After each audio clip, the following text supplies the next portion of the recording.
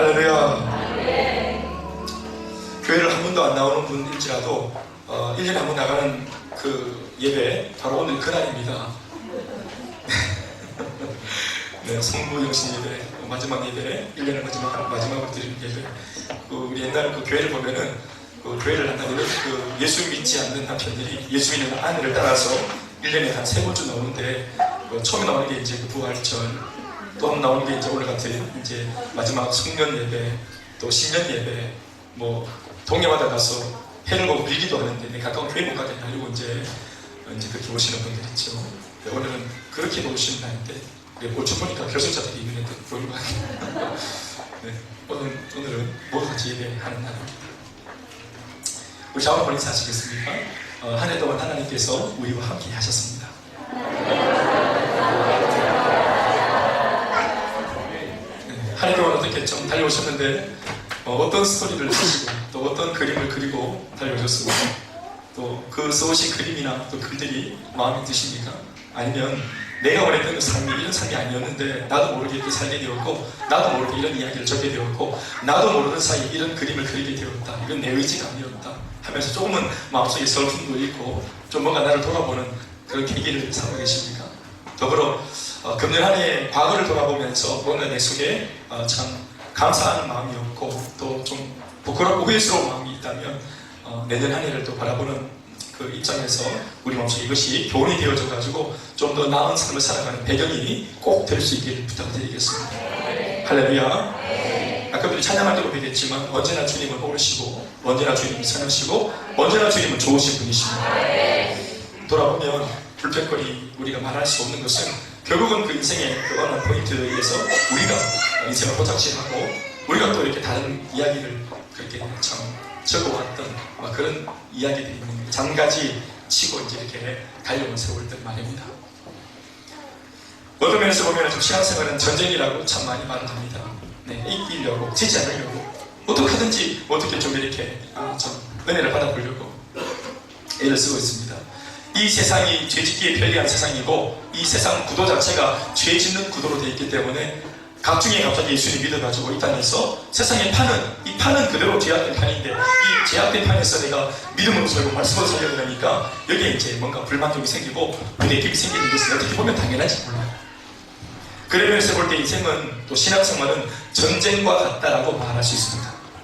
신앙생활은 우리와 마귀와의 한판 싸움인 것처럼 보입니다.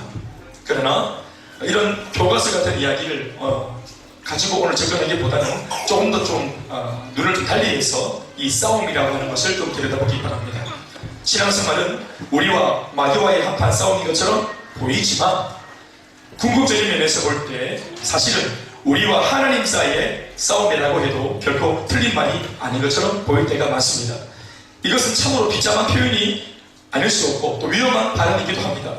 그럼에도 결코 이 표현은 과장된 표현이 아닐 것입니다. 우리는 하나님과 싸웁니다. 신앙생활 하면서 마귀랑 싸우는 게 아니라 굉장히 많은 부분에 있어가지고 하나님과 싸웁니다. 설교 중에 참으로 자주 언급하는 이스라엘 백성들의 출애굽 사건에 관련된 이야기만 해도 그렇습니다. 특별히 홍해 바다를 건넌 후 광야에서 보냈던 그 40년 동안의 스토리의 골자는 이스라엘 백성들과 하나님 사이의 싸움의 스토리입니다. 마귀와 싸웠던 이야기가 아니고 하나님과 싸움했던 이스라엘 백성들의 그 싸움의 이야기.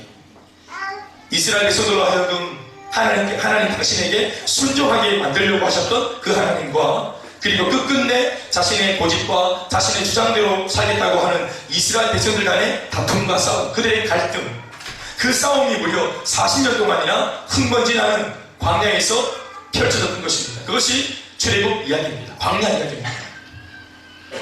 오늘날 저와 여러분의 경우도 예외가 아니지 않습니까?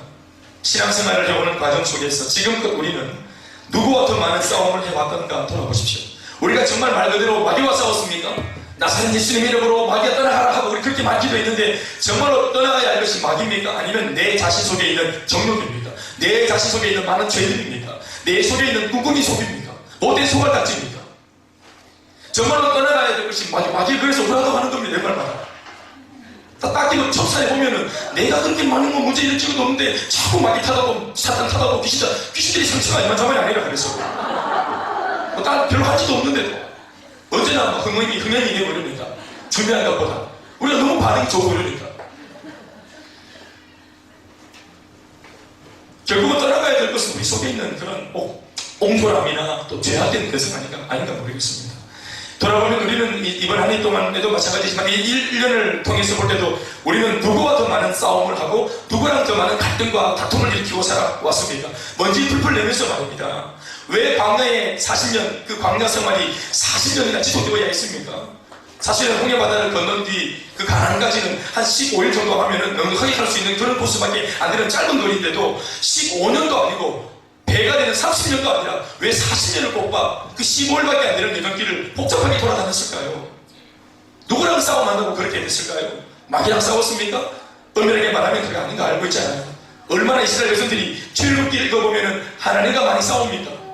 우리 이야기는 일단 적어놓고 이스라엘의 그 역사를 읽어보면 얼마나 그들이 하나님과 많이 대항하고 저항합니까?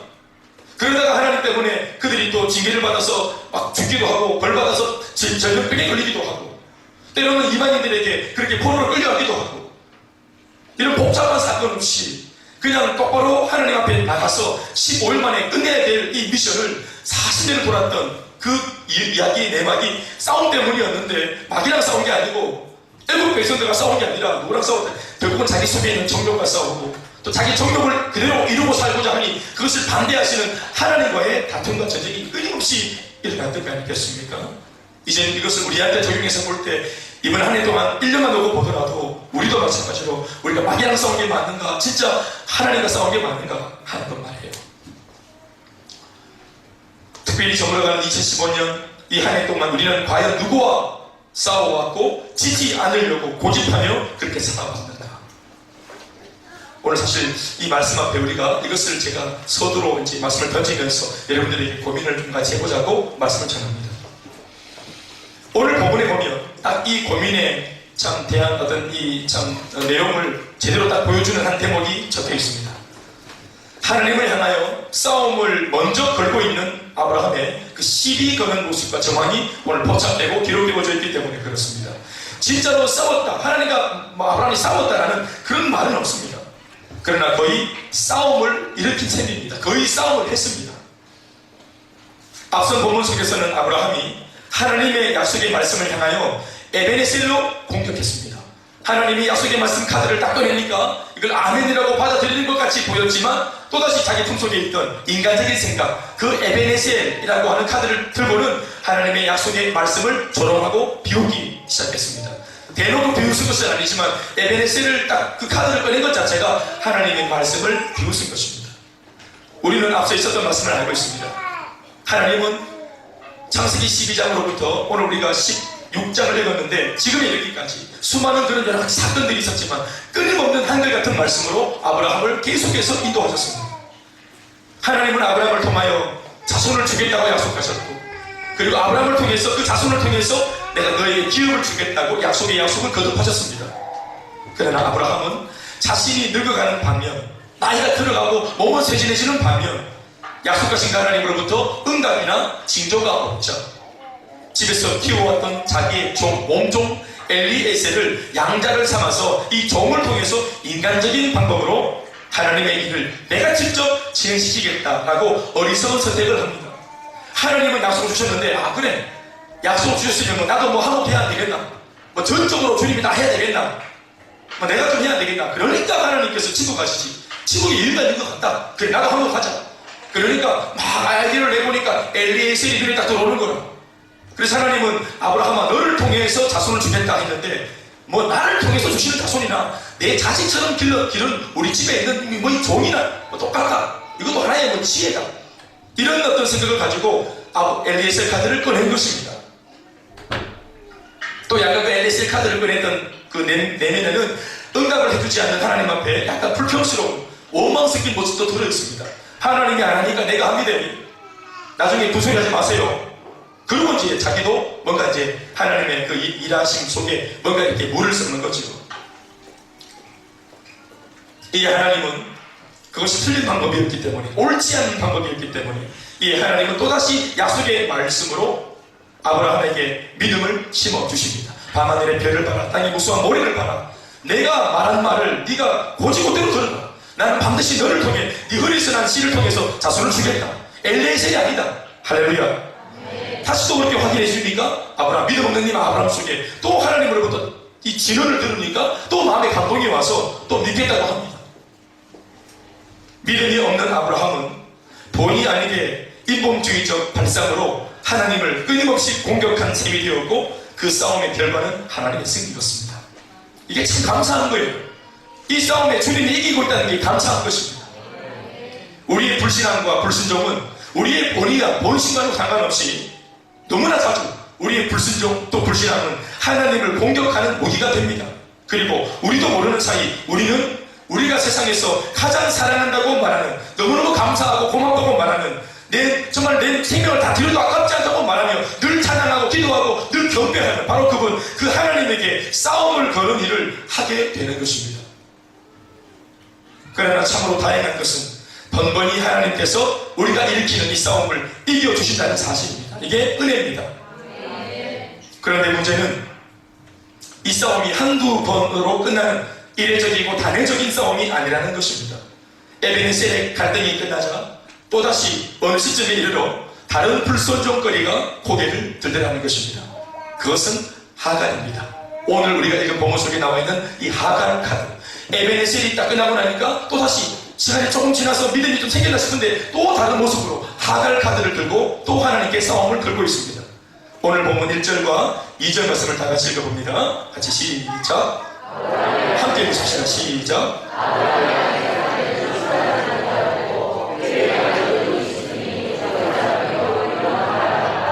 사내가 아브라함에게 이르되 원하건대 내 여동이에게 들어가라. 내가 혹 그로 말미암아 자녀를 얻을까 하노라 하매 아브라함이 사내의 말을 들으니라.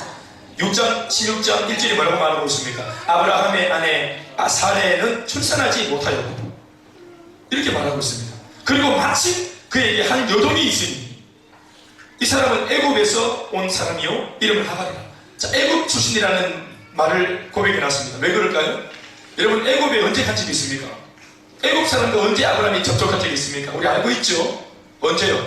하나님 앞에 부름받자마자 믿음으로 가나안으로 가는 것처럼 보였는데 마음속에 점점 두려움이 생기고 불안함이 생기자 가나안 땅을 지나치고 가서 가나안 땅에 정착하지 않고 가나안 땅을 그대로 관통해서 어디까지 도망가죠? 애굽으로 미끄러져 들어가죠. 은근히. 그래서 기근까지 만나자 잘됐다 싶어가지고 내가 하나님 말씀 다 이루면 되지, 일단 먹고 살고 보자. 그리고 애굽에 들어가서 게다가 거기에서 그 애굽에 있었던 그 애굽의 왕 누굽니까? 바로가 아름다운 여인, 자신의 여인한 자기의 부인한테 눈독을 들이는 것을 보고 어떻게 합니까? 거짓말해서 자기 누이라고 거짓말하죠. 그 때문에 이 바로가 꿈에 하나님께 아주 그냥 대통당하고 난 뒤에 이 모든 정황을 알고 아브라함을 불러서 왜 너 나한테 거짓말해서 네 부인을 누이라고 속여서 내가 이렇게 첩으로 취하게끔 만들었냐? 나는 본래 그런 사람이 아닌데 네가 그런 구실을 줬다 하면서 이게 민망해진 바로가 미안해가지고 이 아브라함한테 금은 보아 수많은 그런 가축들을 선물로 줬습니다. 알고 계시면 아멘 아시죠? 네. 그때 보냈던 그 많은 가축과 금은 보호와 같이 딸려갔던 것이 바로 뭐냐 하면 몸종들입니다. 아브라함한테 미안해서 바로가 몸종으로 붙였는데 그때 그 바람에 따라온 이 여종 중에 하갈이라고 하는 여종이 있었던 거예요. 그러니까 아브라함이 하는 말이 뭐냐, 또 사례가 하는 말이 뭐냐 하면 이게 우연히 일치겠나? 마침 우리는 출산이 안 되고 마침 한 여종이 있고 마침 이것이 뭔가 히든카드처럼 뭔가 작용을 하는, 그래 이때를 위함이구나 생각이 들지 않겠습니까? 하나님의 약속의 말씀 한 구절, 하늘의 별처럼 그리고 땅의 모래처럼 많은 자손과 땅을 얻게 될 것이다 라는 이 하나님의 말씀이 챔피언이라고 한다면 하갈은 그 챔피언 자리를 노리는 또 다른 도전자인 셈입니다. 더불어 지난번 에베네셀 사건으로 한결 마음이 누그러져 있던 아브라함이 이제 하나님께 정말 제대로 교감하고 에베네셀 아니구나, 내가 하마터면 에베네셀로 하나님의 약속의 말씀이라고 하는 챔피언 자리를 내가 도전하는 뭔가 이 싸움을 일으킬 꼴이 되었구나, 이걸 깨달은 아브라함은 이미 에베네셀 사건을 통해서 딱 침묵을 하고 있어요. 이미 애가 안 생겨도 이제 침묵하기로 결단했어요. 아브라함은 하나님과 싸울 의지를 딱 접고 있자 이것을 아이고 한가하다 태평스럽다 저 양반 그러면서 한심한 눈으로 이런 한가하고 태평한 아브라함 곁에서 아브라함을 바라보고 있던 그의 부인 사라가 잠든 아브라함의 마음을 다시 한 번 더 싸우도록 충동질해대기 시작합니다. 물론 뭐 싸우라고 했겠나마는 사람은 끊임없이 아이디어를 냈습니다. 인간적인 아이디어를 계속 그는 생각했습니다. 다시 말하지만 그것이 바로 하갈입니다. 그래서 사라가 하갈 카드를 딱 꺼내가지고 자신의 남편 아브라함을 충동질하고 있습니다. 이전에 엘리에셀 안 된다면 이제 하갈 한번 해보자. 그렇게 해서라도 하나님이 하신 약속의 저 말씀이 우리 가운데 이루어지게 만들자. 이전에 아브라함이 주장한 에벤에셀은 불평과 원망의 어떤 이 뉘앙스와 컬러를 가지고 있었던 카드였다면 하나님이 응답 안 하시면 난 내 몸종을 통해서라도 나 그냥 기업을 이어가겠어요. 약간 이게 불평과 원망이 있었어요. 에벤에셀 카드를 딱 잡았을 때는 아브라함 마음속에 불평과 원망 하나님 안 하시면 뭐 알아서 하세요 이런 불평이 있었단 말입니다. 그러나 이번에 사라가 아브라함에게 주장하고 있는 이 하갈 카드는 지혜와 열정의 뉘앙스와 그런 어떤 컬러를 가지고 있다고 보면 됩니다. 진짜 그렇다는 게 아니라 사라의 생각에는 그렇다고 우기는 겁니다. 이건 지혜다. 이건 내가 주님의 그 꿈을 그 약속을 이루겠다고 하는 하나의 열정이다. 나는 하갈을 통해서라도 내 꿈, 주님의 그 말씀 이루겠다. 이게 지혜다. 이게 열정이라고 본 것입니다. 적어도 사라는 하갈을 그 여종을 남편 아브라함에게 권하면서 이것이 지혜이자 열정이라고 스스로 믿고 있는 것으로 본문에 기록되어 있습니다. 2절을 다시 한번 보시겠습니까? 2절을 시작.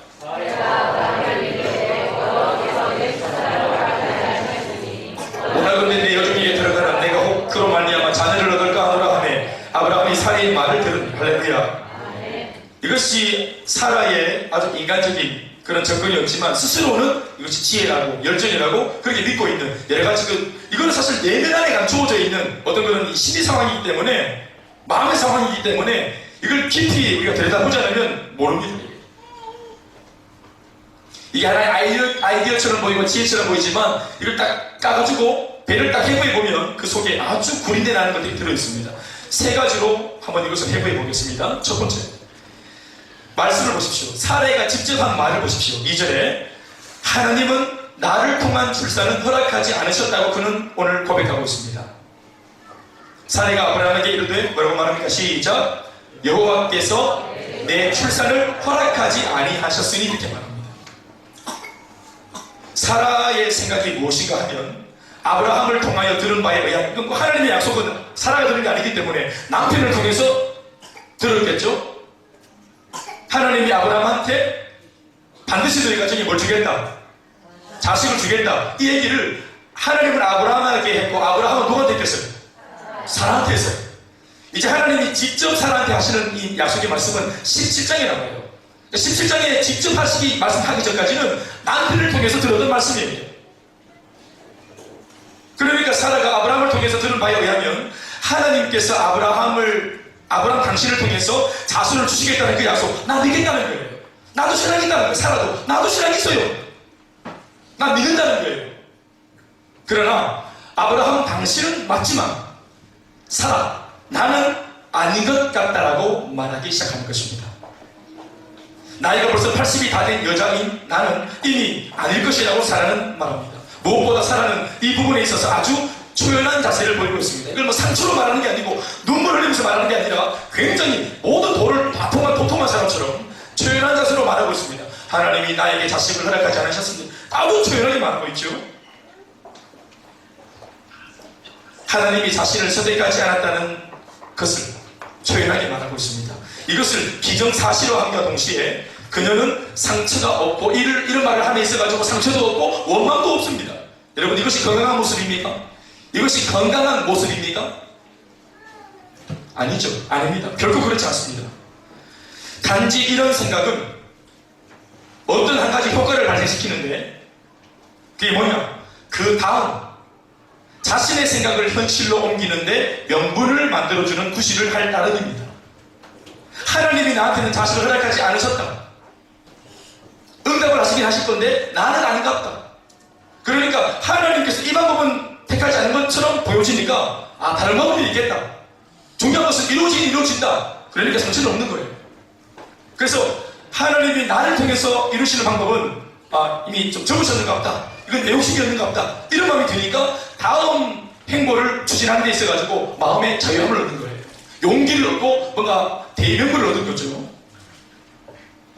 하나님도 나를 믿고 있다는 거예요. 사람 말이. 나는 아브라함 당신도 믿고 있고 당신이 쓰는 것을 내가 믿고 있다.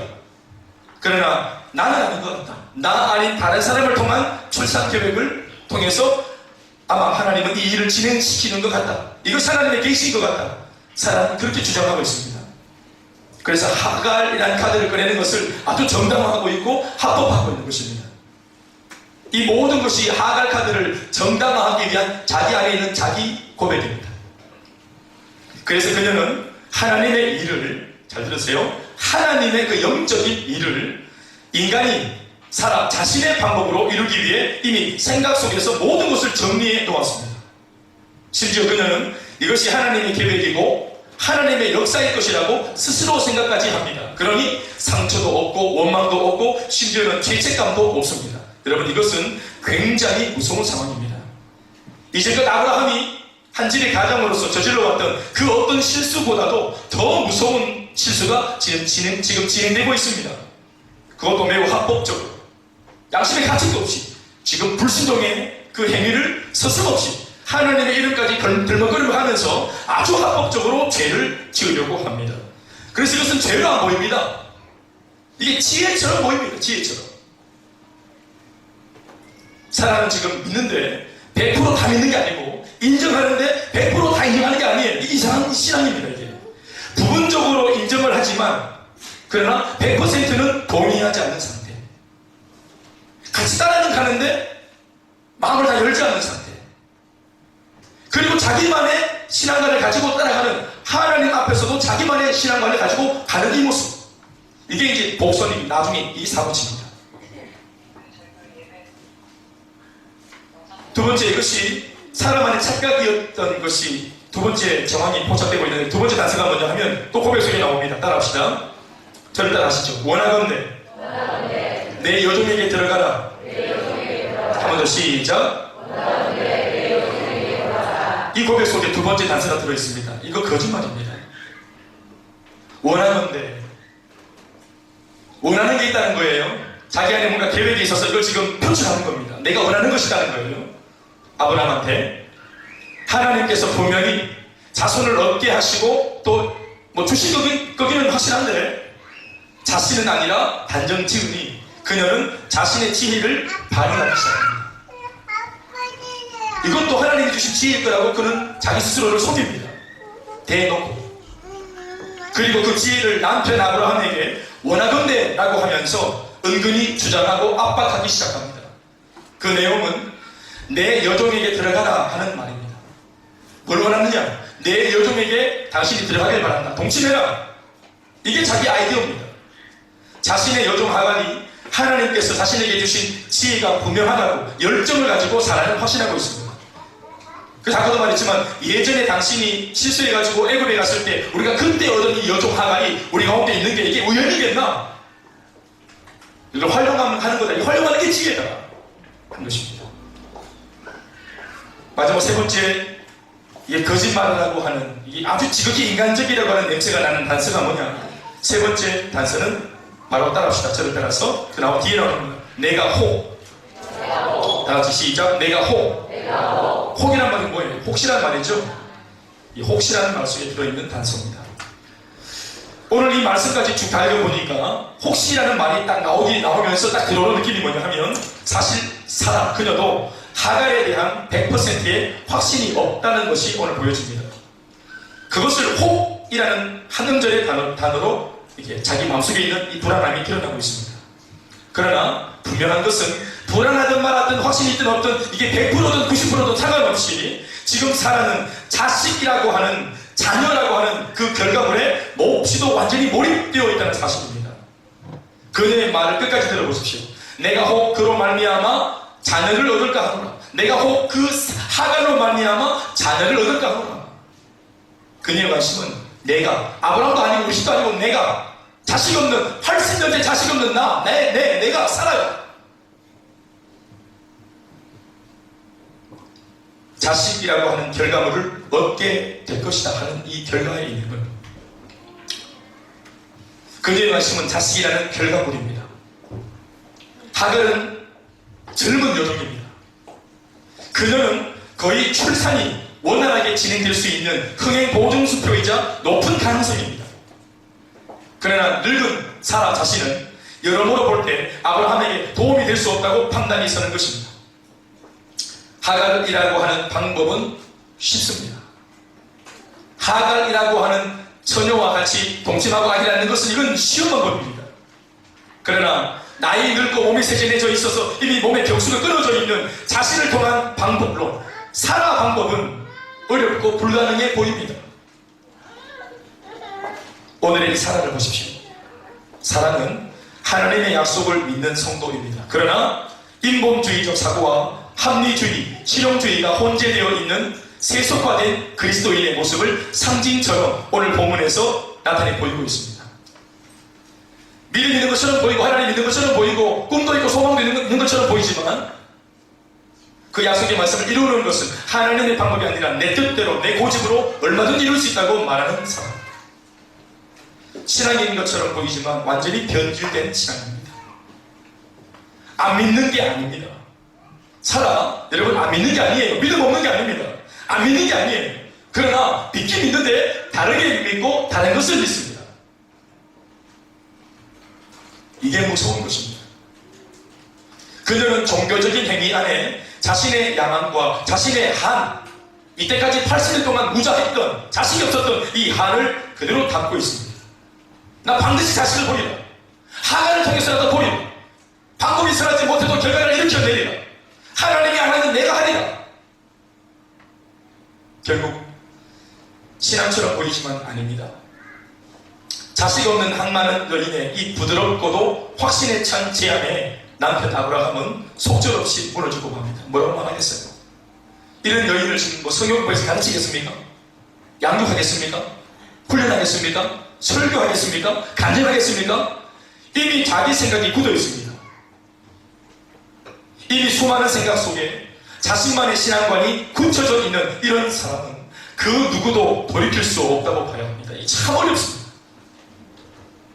고생을 많이 했던 우리 주변에 인생을 아주 고생을 많이 하면서 그러나 기꺼이 참아내고 아주 인품을 지키고 인격을 지키고 화를 안 내고 진짜 삶을 고달픈데도 아주 인격이 고미하게 인생을 다 살아와서 곱게 늙은 그런 어른들, 여러분 이런 어른들을 놓고 우리가 얼마 안 산 우리가 잠시 복음의 열정이 있다고 하나님이 뭐니 인생이 뭐니 이거 말할 수 있겠습니까? 일제강점기 6.25 동란 또 위안부에 끌려가서 고생한 이런 분들을 놓고 진짜 우리가 인생이 다 흔거고 이제는 고통밖에 없고 예수만이 소망이 나고 이제 20살 20년 살고 한 40년 산 사람이 자기보다 배나 더 산 80억은 인생 전체를 파란만장한 삶을 살아낸 이런 분들한테 찾아가서 우리가 여러분들께 인생을 논할 수 있겠습니까? 그런 분들을 말씀으로 말로 설득할 수 있겠습니까? 또 직사기 고생하고 자수성가해서 사업을 일으킨 분들, 고생이 진짜 뭔지 아는 분들, 눈물 젖은 라면을 끓여 먹은 것이 뭔지 아는 분들, 이런 밑바닥 삶을 알고 있는 분들 앞에 가서 고난이 뭐며 인생이 뭐며 예수 없으면 슬픔밖에 없다고 이런 말 하는 거 이게 뭐 기겠냐.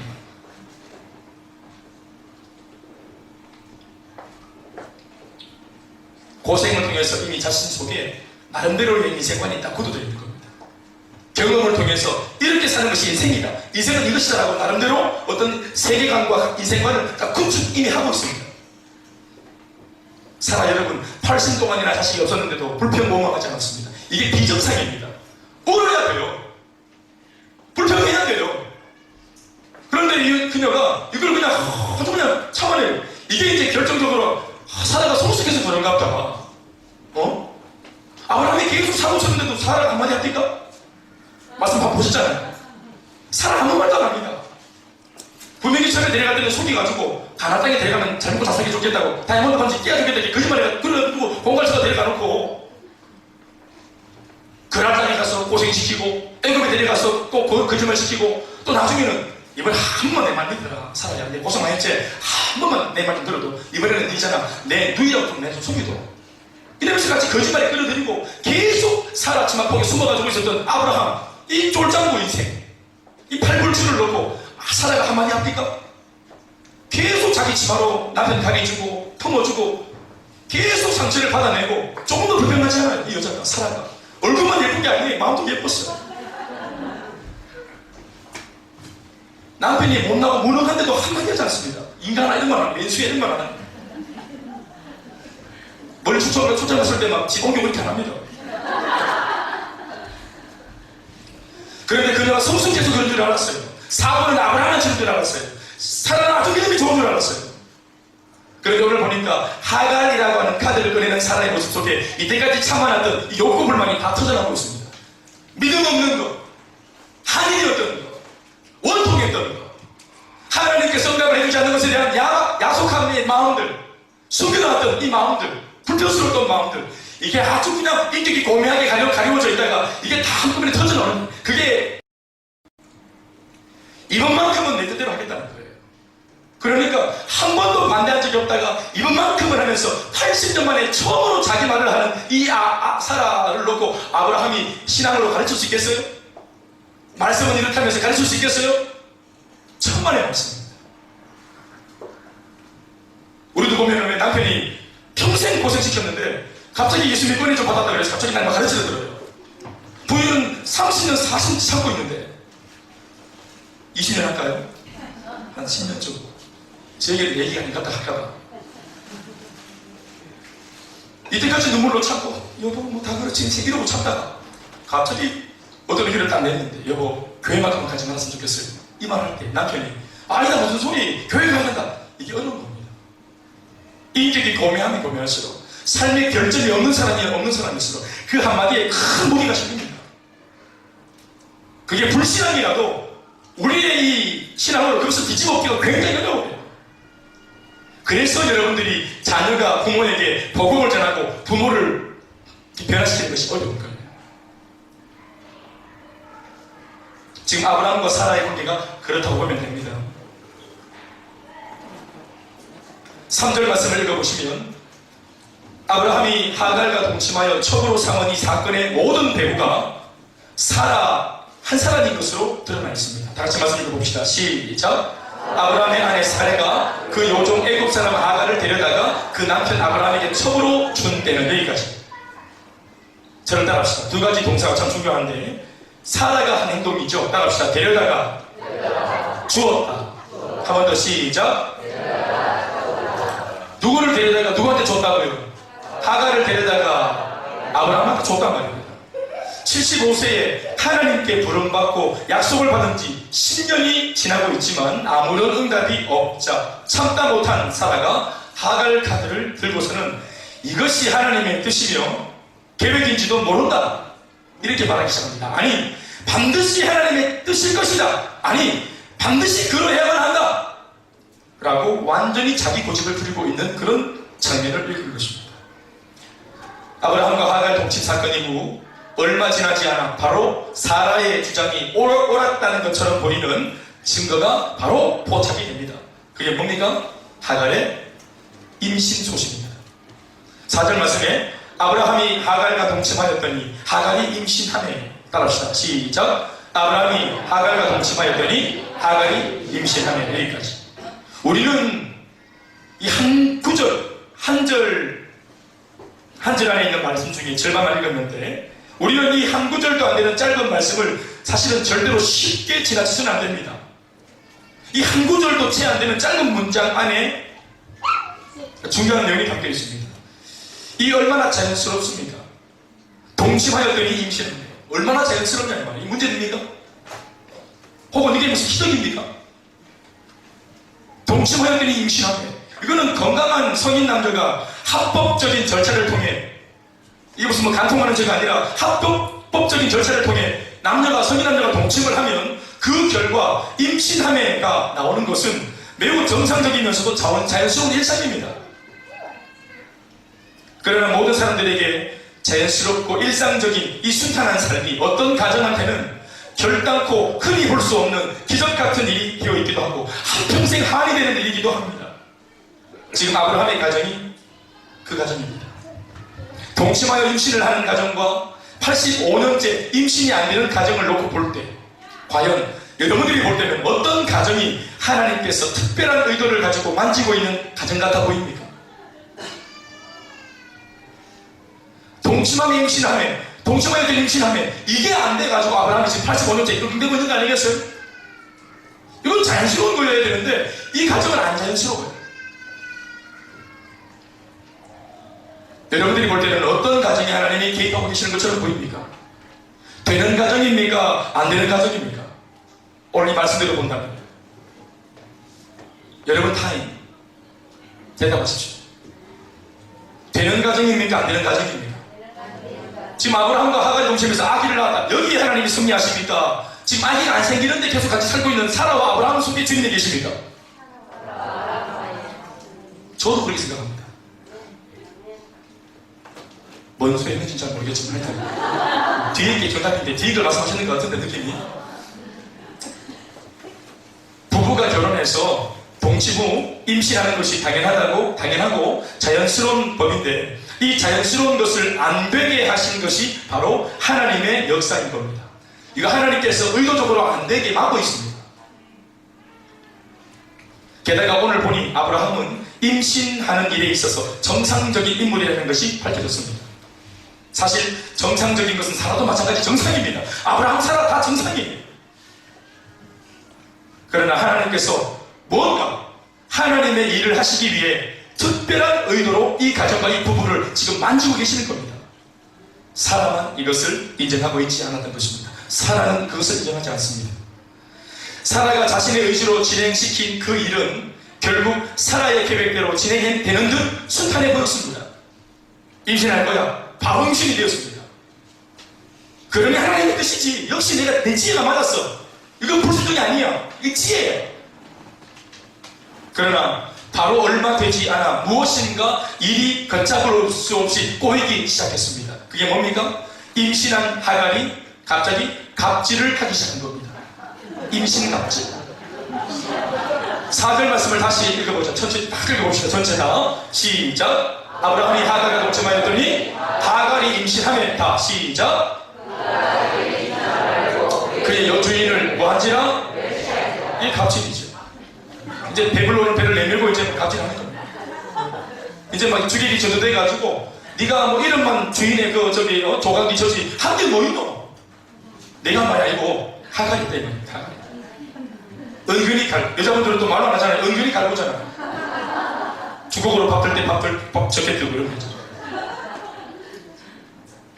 뭐 미원 안 넣고 이렇게 막 꾹꾹이면 돼.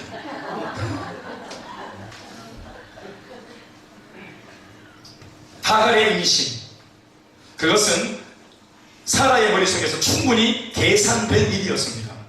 그러나 하갈의 갑질, 그것은 변수였습니다. 그것은 계산이 없는 겁니다. 전혀 계산이 없었던 돌발 상황이 지금 일어난 겁니다. 남편도 그렇고 아내도 그렇습니다. 우리들 보시면 우리가 결혼할 때 보면 남편도 그렇고 아내도 그렇고 이 상황이 맞다 이 말입니다. 딱 연결해 보면 우리도 계산할 때 한 남자랑 결혼하면 내신이 풀린 것 같다. 이러고 딱 결혼했는데 왠지 갑자기 뭐 갑질까지는 아니겠지만 데이트하는 그 남자가 아닌 거 있죠. 여자분도 마찬가지. 딱 결혼하고 사는데 내가 계산했던 그 아내의 모습이 아닌 겁니다. 직장에 들어갔습니다. 돈도 벌고 주님 위에 살기도 하고 애들 밥도 사 먹이고 내 쓰임받는 집사들이다. 직장이 호락호락합니까? 내 계획 계산대로 일하니까 월급 나오고 진급되고 좋습니다. 상황이. 그런데 변수가 있습니다. 직장이 우리가 메인다는 거예요. 직장이 우리를 장악한다는 거예요. 직장이 우리한테 갑질을 합니다. 돈만 주면 내가 마음대로 하리라 했는데 돈을 딱 보면 돈의 마음이 딱 뺏기면서 돈이 우리한테 갑질합니다. 나를 네 마음대로 쓸 수 있다고 생각하나? 돈이 하는 말입니다. 사업도 심지어 자녀도 새벽 2시고 3시고 시간 못 되면 무조건 요일 내놔라. 우리 세 번째 완전 갑질 아닙니까? 새벽 2시 아니야 지금. 밖에 있는 게 다른지 해지 꿈을 단다 놀자 하고 다리가 저는 다 해졌다는 거예요. 자기는 아침이라는 거예요. 다리가 깜깜한 밤에 가야 된다. 계속 가면 자기는 참 완전히 그냥 변수입니다. 우리 인생 전체가 그렇습니다. 내 머릿속에서 요 작은 머릿속에서 계산이 되는 상황이 있고 막상 들어가 보면 변수가 생긴다. 이게 인생입니다. 어떤 면에서는 그래서 우리가 인생에 대하여 큰 소리를 못 치도록 하나님께서 이런 변수를 가지고 우리에게 뭔가 장치를 걸어 놓으셨습니다. 우리가 겸손할 수밖에 없도록. 그래서 시작도 주님 때문에 시작해야 되고 과정도 주님을 통해서 과정을 거쳐야 되고 마무리도 주님의 이름으로 마무리해야 되도록 처음부터 마지막까지 주님 손 붙들고 이걸 놓치지 말아야 하도록 주님만 의지하도록. 아멘이십니까? 이렇게 할 때 시작은 미약하였으나 나도는 심히 창대한 복이 많은 것입니다. 중요한 것은 자신의 인생의 문제를 해결하기 위해 선택한 하갈 카드가 오히려 화근이 되어 이제는 이전보다 더 많은 고민거리로 둔갑해서 사라를 괴롭히기 시작한 것입니다. 그 일로 사라는 심지어 자신과 평생을 함께 살아왔던 남편 아브라함을 원망하기 시작하고 부부 사이에도 문제가 생기게 되었습니다. 이때까지는 자식이 없었지만 부부 사이에는 갈등이 없었는데 이제 자식을 얻게 되었으나 그렇게 원하던 자식을 손에 넣게 되었으나 부부 갈등은 더 심화되고 있습니다.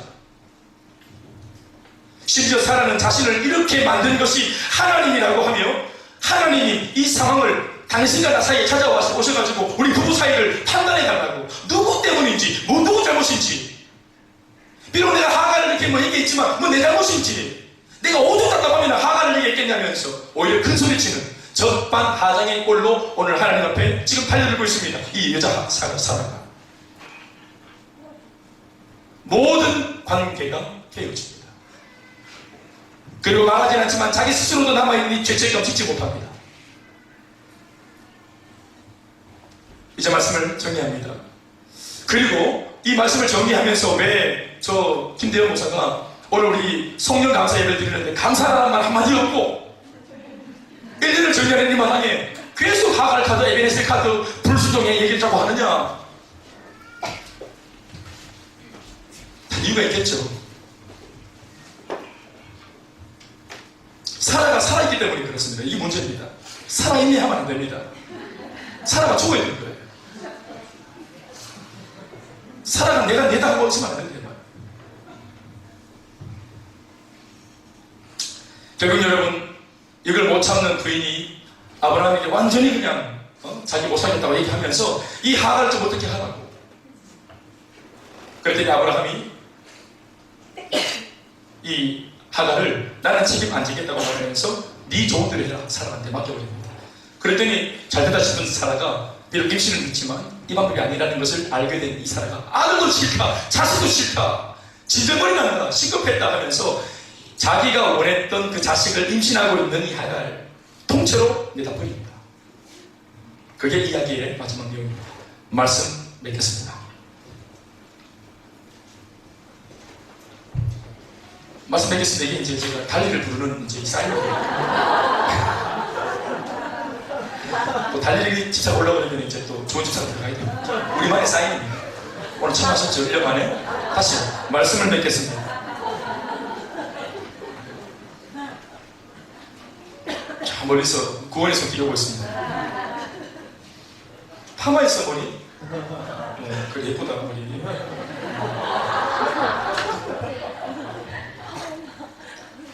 할렐루야. 하갈을 도망갑니다. 임신한 채로. 왜 그렇게 원했던 소원을 품고 있는데 그걸 취하지 않고 그냥 통째로 내보낼까? 죄책감이 올라온 겁니다. 죄책감이.